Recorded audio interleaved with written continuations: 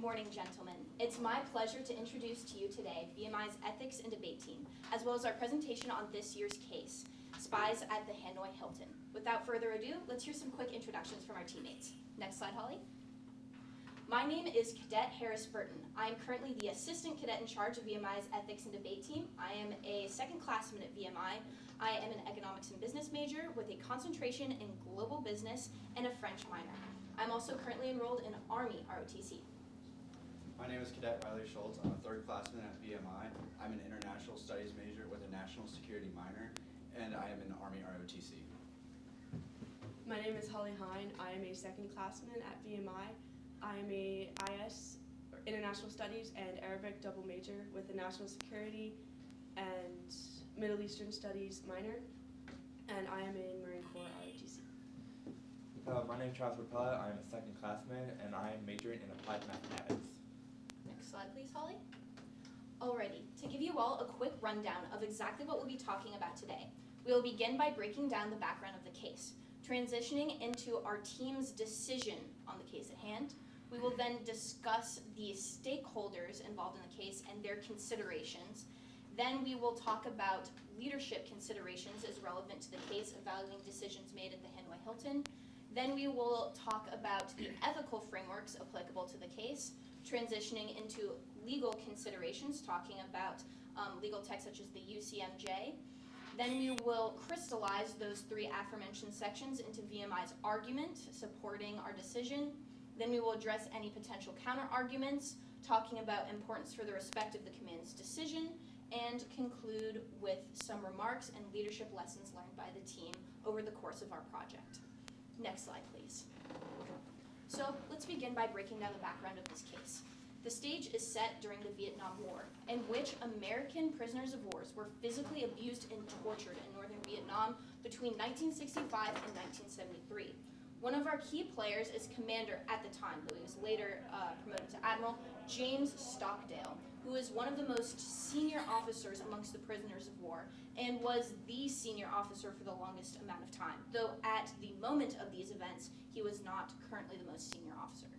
He played an instrumental role socially amongst the individuals at the Hanoi Hilton, also known as the Ho Lo internment camp, as he taught communications tactics such as doublespeak, tap code, amongst the other POWs. And the purpose of these clandestine communications efforts was not necessarily just to escape, but rather to keep morale high amongst the men, make sure that loved ones at home knew that their service members were safe, as well as provide key intelligence to the CIA and the Nixon administration in the White House at the time, letting them know who exactly was in the camps, what the conditions were really like, as well as any other pertinent information that could be potentially used in the war effort. Next slide, please. Her character of importance is Air Force Captain Hendramisi. He was sent over North Vietnam on a bombing mission and shot down, which had got him captured. 2 years later, in 1969, him and Captain Atterbury attempted an escape. However, this failed. Because of this, they were tortured for 38 days, resulting in the death of Captain Atterbury and the near death of Captain Dramisi. Because of this failure, the senior leadership among the POWs implemented a new policy, saying that no escape attempt would be allowed until there was a high probability of success. From there, they started planning a new escape attempt, which will be a lot larger and more elaborate plan, which will result in more people escaping.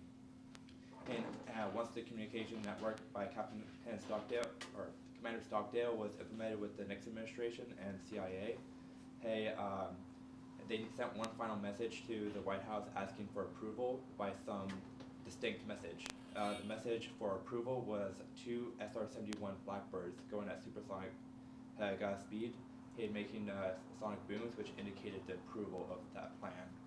In preparation of this plan, the 7th Fleet and CO Team 1 were sent out in preparation, which we'll get to next. Next slide.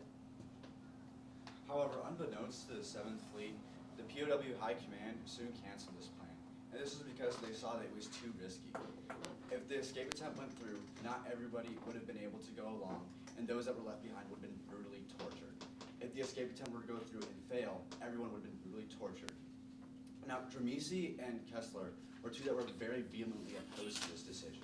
They believed that it was their Article 3 Code of Conduct duty to try to escape under any circumstances. However, the POW High Command saw that it was too risky and that those that would be left behind would be brutally tortured and that there was very low level of the ability to succeed in this. However, the POWs were unable to communicate this decision in time for the 7th Fleet to know, and one of the members of the 7th Fleet died during the preparations for this escape attempt. Next slide, please. And now to introduce VMI's team decision on this matter. We concur with the decision made by the prisoner of war leadership at the Hanoi Hilton. The possibility of success was low, and we believe that they were right in assessing the needs of a group as a whole and learning from past mistakes in terms of escape attempts to make the correct decision in which they were able to preserve lives and eventually be released together and preserve morale and maintain intelligence and communication efforts through the clandestine communication which they use, such as doublespeak and other various tactics. Next slide, please, Holly. Now, let's break down our stakeholders in the situation and consider their various needs in the situation. First, we have Commander James B. Stockdale and the other POW leadership at the time. Their considerations don't just include personal safety, wanting to see their own loved ones again, but they also include the safety of their group as a whole. What would provide the most benefit for the most amount of people? And we'll talk about this ethical framework utilitarianism later down the line. Next up, we have Captain John Dramisi and the other supporters of the escape attempt. These individuals were very set on escaping. However, they have another important key consideration, and that is respect for the chain of command. Next, we have the general prisoner of war population at Ho'olo, the Hanoi Hilton, and their key considerations include maintaining communications with family members, maintaining communications amongst themselves, and even their own potential wants to escape and return home safely. Next, we have all U.S. service members. And we don't just mean service members at the time of the incident. We're also talking about United States service members many years down the line in the future, because this example sets precedent for people going forward into the future, as we're all talking about this case now and learning from it today. Next, we have the family members of the prisoners of war. They want to make sure that their loved ones are as safe as possible, and they're also interested in learning what are the conditions really like. Several propaganda films were released by Vietnamese military forces, which tried to portray a very rosy view of the conditions. However, tactics such as doublespeak allowed service members to communicate to their families what their conditions were really like and how they were really doing, and this is essential. The maintenance of the communication efforts were essential to family members. Next, we have SEAL Team 1, whose two key considerations include both rescuing any potential escapees as well as safe return from their mission. Next, we have the Central Intelligence Agency, who used this opportunity as a means to gather key intelligence from these prisoners of war, who were in a unique position to garner information that could help in the war effort. And next, we have the White House, Nixon administration at the time. This is a key group whose interests are a lot more macro in terms of their view. They're not just concerned with simply this group of POWs, but also the war effort as a whole, viewing this as one part of a giant war plan, trying to gain information, return service members home safely, and do anything they can to safely return them while not compromising any other group that might be engaged in Vietnam. Next slide, please. So next, we would like to look at the 11 principles of armed forces leadership and how the leadership at the prisoner of war camp aligned with these principles. We're mostly looking at 8, 9, and 11. Number 8 is to make sound and timely decisions. This was very important in this situation because not only did the leadership have to ensure that they made the correct decision in whether to carry out the escape attempt or not, but they had to make it in a timely manner because the window of opportunity for carrying out would end. Next, we were looking at number 9, to develop a sense of responsibility among your subordinates. This was critical as the communication network would not have worked without the involvement of every single prisoner of war at the camp because of the way that the communication had to work. They were in cells of 1 or 2 people, so they had to pass it along for the leadership to gain knowledge of how many people were there, the names, and also in order to coordinate an attack plan, or an escape plan such as they had. And number 11 is to seek responsibilities and take responsibility. The leadership in the prisoner of war camp, they had to take the responsibility to make the decision, but also of the people that they were in charge of there. Not only the ones that they would lead in an escape plan, an escape attempt, but they also had to take responsibility for the well-being of those that they left behind and for the consequences that those left behind would face. We consider her two ethical frameworks in our decision. First off, we have consequentialism. The senior leadership, including Stockdale, had to have realized that due to their actions there will be consequences, such as the failed attempt by Captain, or the two individuals stated before. Because they were both tortured after the escape attempt, they realized that if their new plan were to succeed or fail, they would also be tortured, whether it's the entire prison population or those left behind. And additionally, it will set up a precedent of the leadership leaving subordinates behind, which could affect Americans and future engagements and POWs in the future. The second framework we had was utilitarianism, which is consideration of the greater good, or the most amount of people. Again, as stated before, not everyone could escape with this plan, so many would be left behind. Because of this, they did not deem it as a complete success. Therefore, they said no to committing the plan. Next slide, please. Next, under legal considerations, we're going to look at the Code of Conduct. We're mainly going to be looking at Articles 3, 4, and 6. Article 3 states that if someone is captured, that they must make every effort to escape and take advantage of every escape opportunity.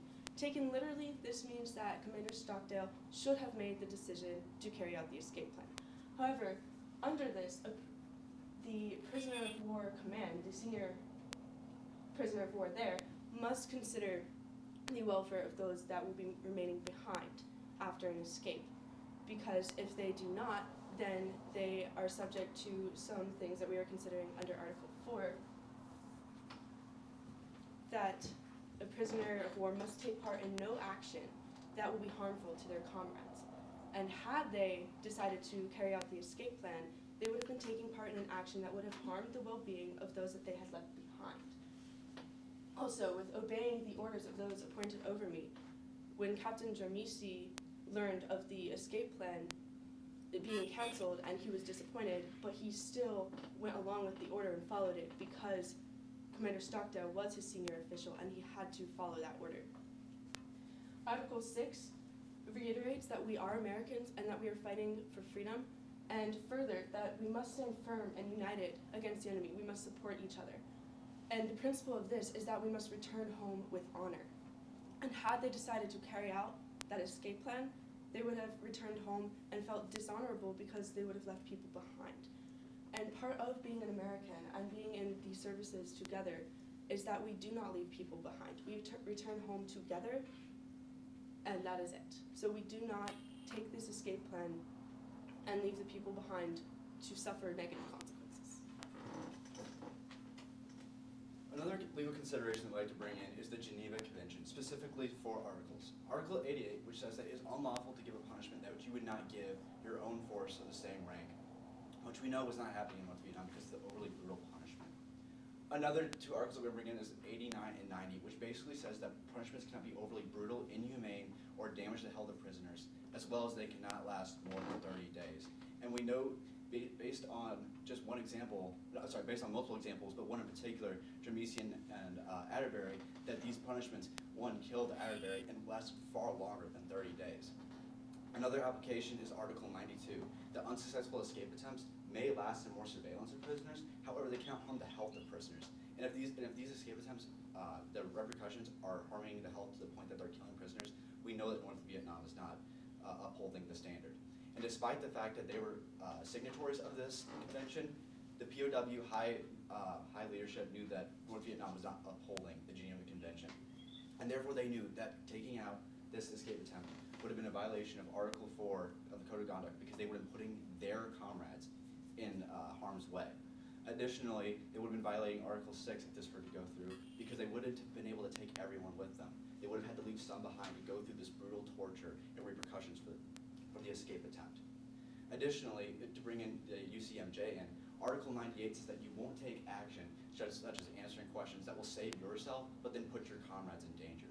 Saving themselves by going through the escape attempt and then putting their comrades in danger would have violated the UCMJ principle. Additionally, this is similar to UCMJ Article 90, which says that you won't disobey a superior in order to save yourself, but then put someone else in danger. If a member of the escape had said, well, I disagree with POW leadership and I'm going to go through it with it anyway, they would have been in violation of Article 90 because they would have disobeyed their superior and then put their comrades in harm's way. Next slide, please. And now to crystallize what we talked about across the last 3 sections of leadership considerations, ethical frameworks, and legal considerations into our argument which supports our stance. First, let's start with the Code of Conduct. While, as Cadet Hine pointed out, Article 3 does stipulate that you should make every attempt possible to escape and resist whenever possible, we must consider how Article 3 interacts with the language of both Articles 4 and 6. Article 4 states that you should not take actions harmful to your comrades. And so our leadership considered, using a consequentialist framework as we were analyzing it through, what would happen to the people left behind? What would the outcome have been if we're successful? What would the outcome be if we weren't successful? And either way, people would end up being left behind and would be tortured. And if it failed, then even the people who tried to escape would be subjected to harsh punishment as well. They also used a utilitarian framework, looking at what was the most amount of benefit for the most amount of people.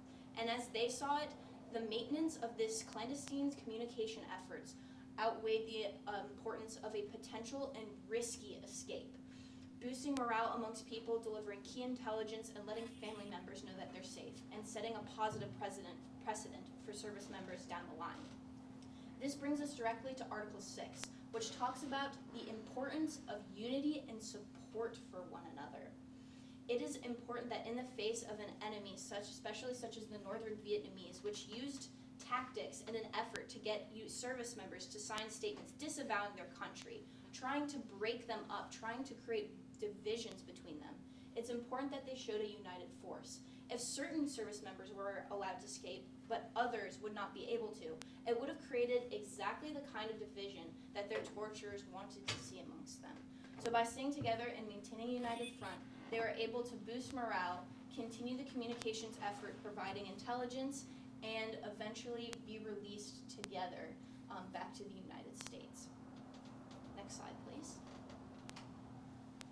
Some counter arguments that we have considered in our decision and was if canceling the escape plan will diminish morale among the POWs. However, the morale amount increase was a result of the communications network. If it wasn't for Commander Stockdale establishing this communication network, this plan never would have come to fruition.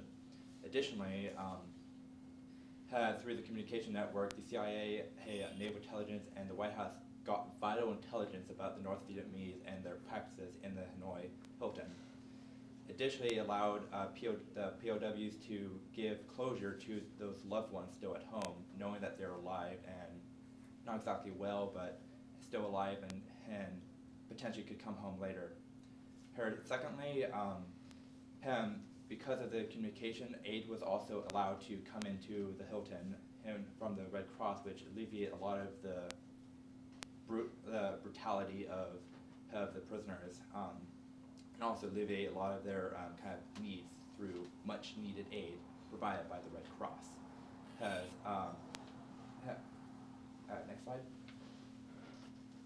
Another counter-argument that we'd like to address is that it would prove more beneficial by saving more lives if the escape attempt would go through. However, George Wythe puts it that the POW command knew that simply the risk was too high.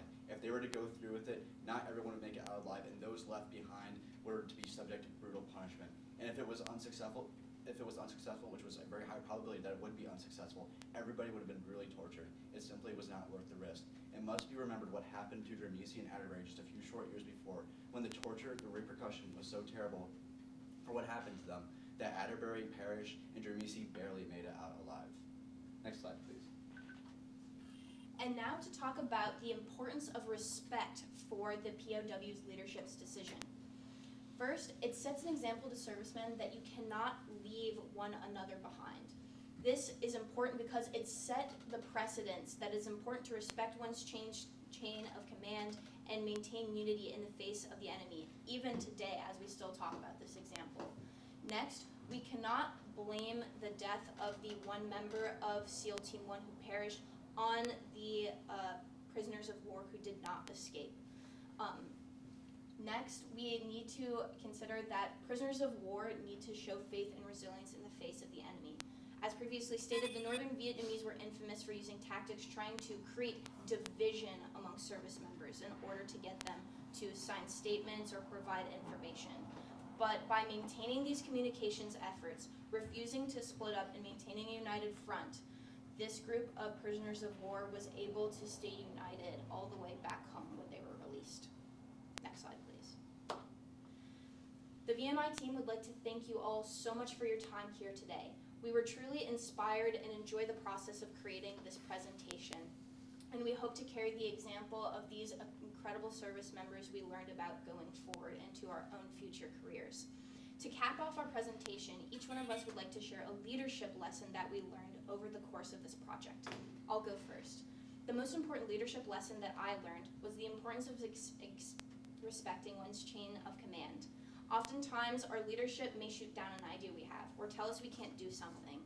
But it's important to consider why our leadership tells us to do this. Whose needs are they considering? Are they considering the benefit of the group?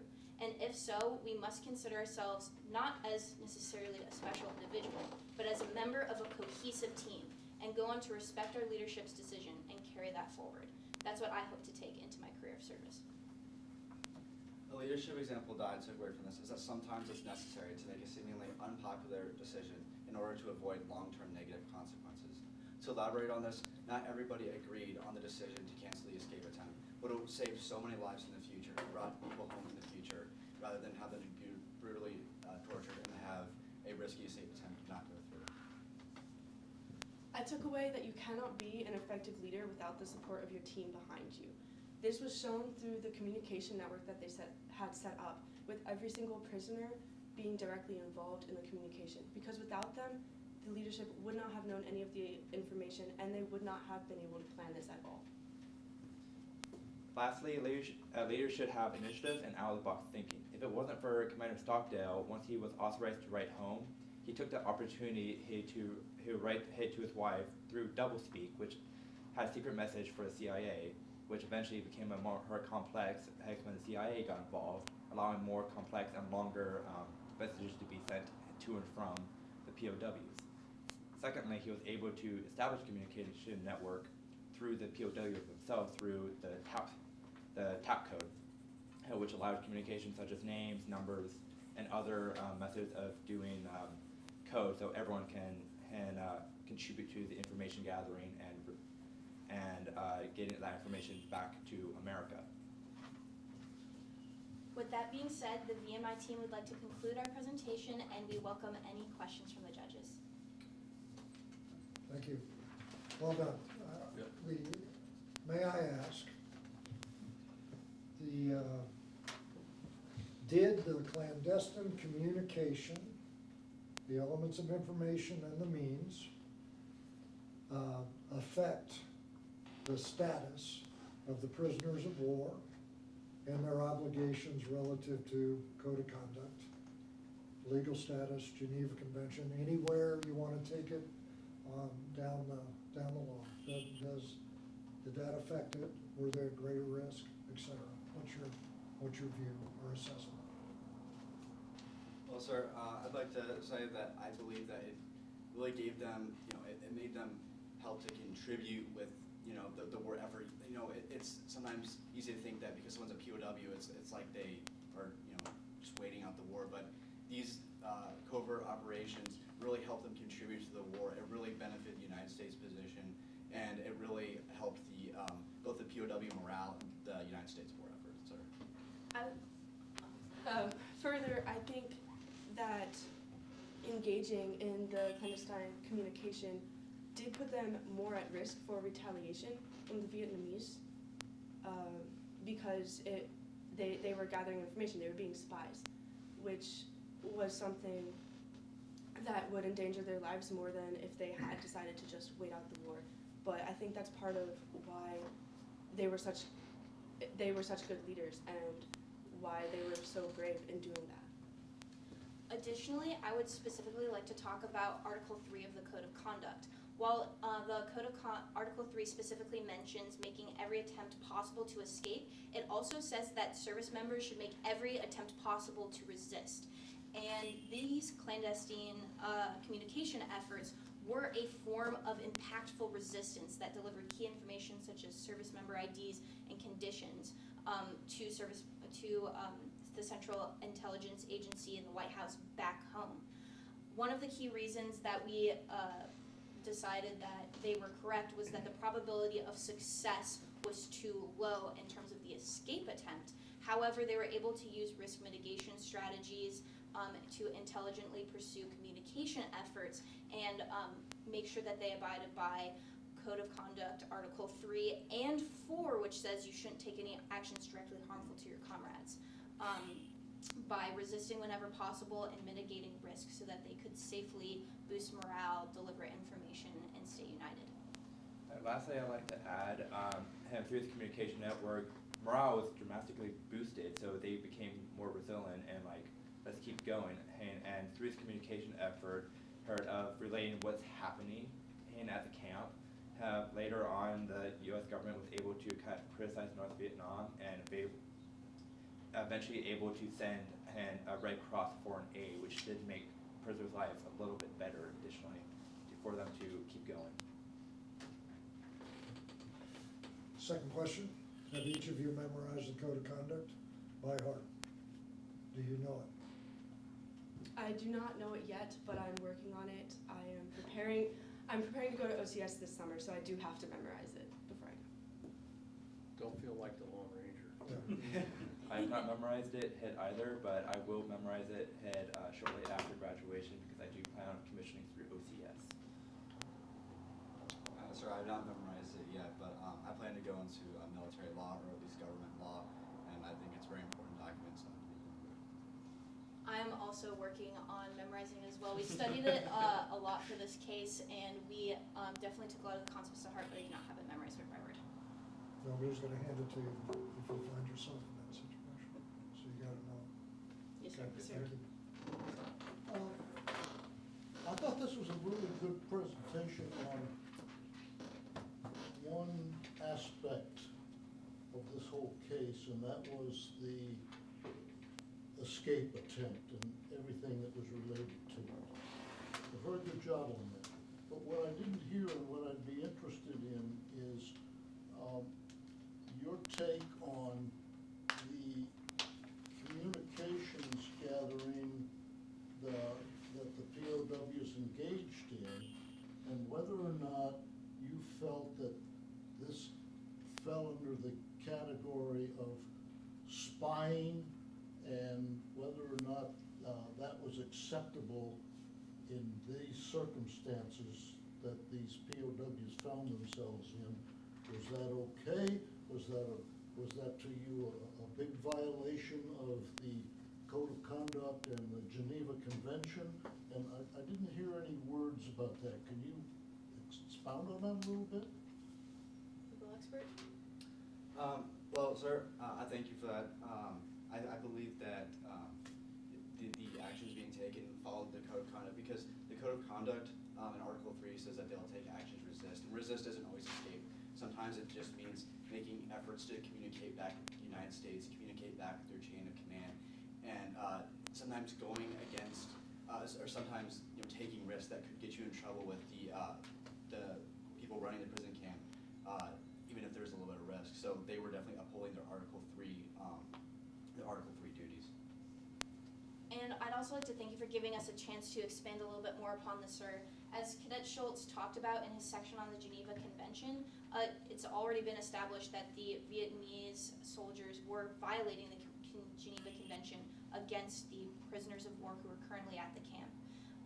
And so in this situation where the Geneva Convention is already being violated against these prisoners of war. Their use of nonviolent methods to boost morale and send intelligence to the officials at home, such as the Central Intelligence Agency and the White House, was instrumental in their ability to survive in a situation where the rule of law, unfortunately, was already being disrespected by the Vietnamese who were signers of the Geneva Convention. So if an enemy doesn't respect the Geneva Convention, for example, as the North Vietnamese clearly didn't, then we don't have to be the good guys anymore. What we want to do, and the communication gathering really doesn't, it's not a spy thing to you, right?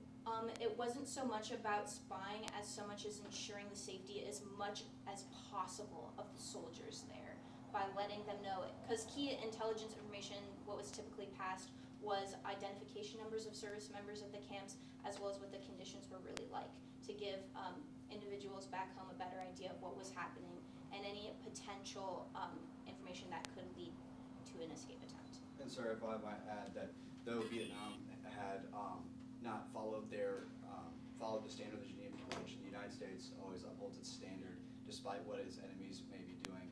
We always uphold that standard, and what the United States members were doing was they were working with what they had within the international law to help help the United States, help the government back home. So in your opinion, the actions of Stockdale to communicate, however, to and including the involvement of the CIA, did not rise to the level legally of espionage or spying, which would eliminate the POW's position as to be protected. Is that what I hear you saying? Yes, correct. So service members are authorized to release their service ID when they're being interrogated, if they are captured, and that was mostly what they did, as well as describe the actual positions of the camps to their families back home, and just boost morale, make sure everyone is safe, and maintain a connection with loved ones. And we believe that was necessary to morale, did not rise to the level of espionage. Even though they were passing targeting information, recommending strikes against radio towers, advocating, strikes along railroad lines upon which they hope to escape. That's not espionage? Because the recommended strikes fell directly into hoped escape attempts, and because under Article 3 of the Code of Conduct, prisoners must make every effort to escape, then that did not rise to the level of espionage, because it was all in the attempt to get out of there. Would that be a US view or a Vietnamese view? United States view. Okay, just checking. Thank you. I'll ask as I did the others. A lot of this is about how you go about getting the battlefield prepared in advance, and it's called intelligence preparation of the battlefield. Very long and involved process. You made a distinction someplace in there about gathering info equals being a spy, and that's okay. But does that, how about the platoon that goes out and does recon before you have some sort of a maneuver? They're gathering information, they're communicating it back. You know that they're going to communicate it back, encrypted if they can, or send a runner. But it's going to be clandestine or secret or private or however you want to say that. You don't want them to know what you know, and so that you have to get the information out in a way that they don't know what's happening. Is there a difference between the platoon going out and doing recon and what these people are doing because they're already there and getting that information that perhaps can't be gotten any other way? Well, sir, if I understand the question correctly, I think the key here is working within your means, right? The platoon that's going out on recon is working within their means. They're using what they have at their hands to get the information they need and work within the law. This POWs did the same thing. They worked with what they had to get information back to the government as to who was in the camp and their well-being, as well as working with their code of conduct, Article 3 duties to escape, working with what they had within the law, sir. And one other distinction is when you send a recon and platoon out, that's their direct mission. However, when it's like POW kind of relaying information. It's like taking an opportunity where it is given compared to having a direct order of that's your mission. And one final key difference is that the recon team can withdraw in the event of the emergency or make a reasonable attempt to withdraw. These individuals were being held captive against their will, and these communication efforts were a means to survival. Good. Well done. Exceptional. Yeah. Well Thank done. you. Well done. Thank you very much. gentlemen. Thank